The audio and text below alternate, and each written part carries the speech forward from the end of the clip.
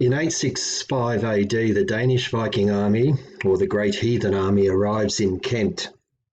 It is the beginning of an invasion bent not only on plundering the Anglo-Saxon kingdoms, but on taking possession of the land and settling their own people on it. The story of this invasion is set out in the Anglo-Saxon Chronicle in the Old English language and is the subject of the reading in this video in its original language. And the source for the chronicle I'm using can be found at this link here, which I'll put in the description for this video down below the video.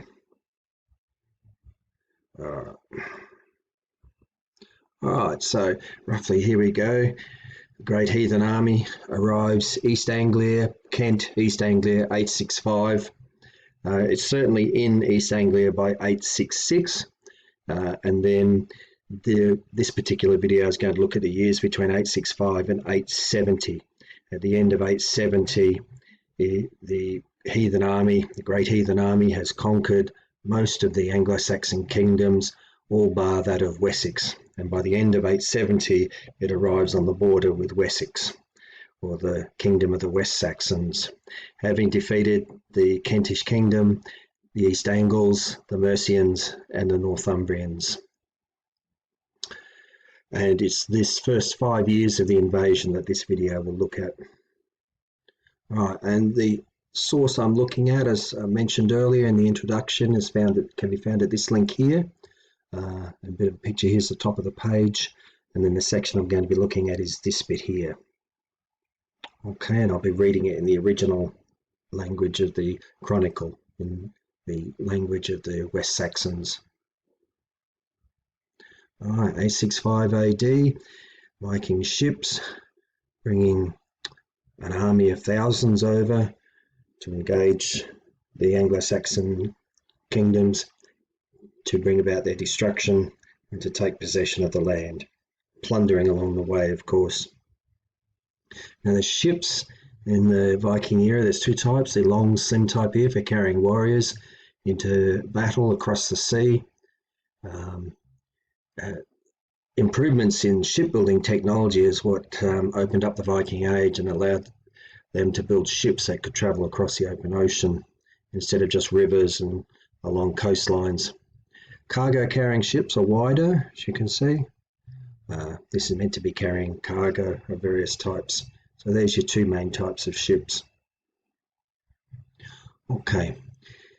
Here sat Heathen Herre on tenant, and je namen verrith with Cantwarum, and de Cantware him vech, je heten with tham verrithe, and under tham verrithe, and tham vech je hate. Zij Herre hierne on nicht op besatal, and over hergede alle Kent eerst werde. 866 AD, and an artist's impression of Viking ships, a massed fleet, no doubt quite formidable, carrying all their warriors and their equipment, and coming to land on your territory would not be something you would shrug off lightly.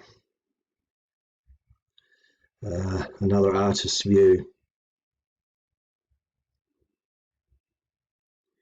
Here feng attered atel beruchtes berusur to West-Saxne riche, and so il kan jere kom Mitchell here on Angel Kunes Lond, and winter settler namen on Eersten glum, and Tharie Harsude Wurdon, and here verrith with Namon. 867 AD, and Viking army here. You can see the shield wall, and no doubt thousands of warriors. As figures are hard to come by, maybe 3,000 to 5,000 was the size of the Great Heathen Army. I'm not sure on those numbers, but you can imagine a shield wall made up of thousands. It would be quite a formidable sight for anyone. Now, an Anglo-Saxon and a Viking locked in combat. They trained all their lives to develop these skills, starting from a very young age. This was a warrior culture. It valued physical prowess and ability in combat, and had little fear for death. It considered death the highest end in life. Death in battle took one to Valhalla, to the afterlife, to live in paradise. There was nothing to fear with death. It was something glorious. But they also, the Vikings, that is, gloried in violence. It's interesting though, but go back 300 years before this era, back to the time when the Anglo-Saxons themselves lived in the same way. They believed the same beliefs, they had the same view of violence as their forefathers for thousands of years before them. They had been fighting each other. It was a way of life. It was something glorious. And death in battle was the highest end in life. It brought entry to Valhalla, to paradise.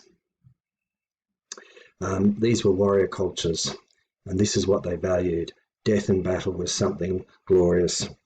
To die through disease or old age or accident was a waste. Herefore say Herre of eerst engelum, over humbere musanto eovar which chestare on north humbere, and thar was Mitchell unjethu warnes, thar theode betwixt himselvum, and here have done here kuning, a warpene osberucht, and unjekunne kuning under fengon allen, and here late on jere totham jetjerdon. That here with thonne herre winnende waren, and here theek Mitchle feared je gadderodon, and thonne herre sochton at eovar which chestare, and on tha chestare barakon, and here summa inna wurdon, and thar was unje metlich, while je salayen nathan humbera. Summa binan, summa butan, and tha kuningas beien ofsalayena, and seolaf with thonne herre verrithnam, and thu ilkan jere je for elchestan bishop, and he have that bishop Riche 50 year winter at Shire Burnan, and his leech lethar on Tuna. Now with the Vikings, they came not just to take land, but as in their usual custom, as had been the case with the Germanic peoples of Northern Europe for thousands of years, raiding, fighting each other, and not so much necessarily for land, but certainly for prestige and certainly for resources. And resources came in many forms, animals, cattle, food, wine, gold, silver, but also slaves. And the trading of slaves had been going on for thousands of years, but in the Viking Age, it reached a tremendous pitch. The volume of slaves that the Vikings sold across Europe, slaves sold on the European slave market and as far afield as the Middle Eastern slave market. So many Northern Europeans slaves would have ended up on the Middle Eastern slave market as well. This slave trade, the volume was so great that it wasn't matched until the African slave trade of the 17th and 18th century. So the Vikings were making a considerable profit out of slavery. It's the image is time to depict here. 868 AD, and the Saxon Fjord, the Saxon army. Peasants, farmers called up for military service.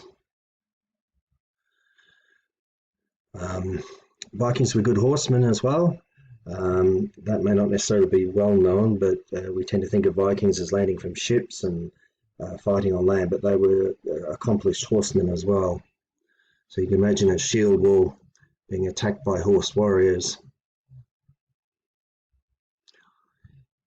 Herre far se ilke herre innan myrke to Snottingham, and thar winter settler namon en burgerad myrchna kuning. And his weertan baden athared Wessex na kuning, and Alfred his brother, that here him je fultumadon, that here with on a hair je fuchton. And the thaferdon hier mid Wessex vierde in an mirche, of Snottingham, and thon a hair thar meton, on tham je werke, and thar nan hevelich je vecht, neer werth, and mirke, verith namen with thon a hair. 869 AD. Here for se here eft to eovar weech chester, and thar sat an year. 870 AD. Now I should have removed that Battle of Reading 871, but just to give you a sense of two shield walls clashing with this picture here. All right, now this is the year in which King Edmund was martyred, and here the reference to it in the original Anglo-Saxon Chronicle, Theod ford and thu winter Eadmund kuning him with vecht, and tha Danish and see a namen, and thunna kuning ofsalochem, and that land el je Eadon. Anyway, that's reading there, and we'll see that in the actual entry shortly. So here we are, 870. Here rad se here of a mirke in an eerst engle, and winter settler namen at Theodforde, and thu winter Eadmund kuning him with vecht, and tha Denischen see namon, and thonna kuning of Solochon. And that land all je Eadon, and thu yeere je for Gelnoth, Arke bishop, and Athelred Wiltonshire bishop werth je Corn, to Arke bishope to Kant reberi.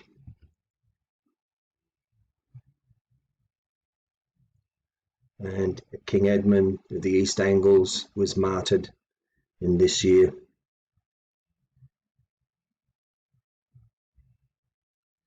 And again, images of a shield wall closing. And that's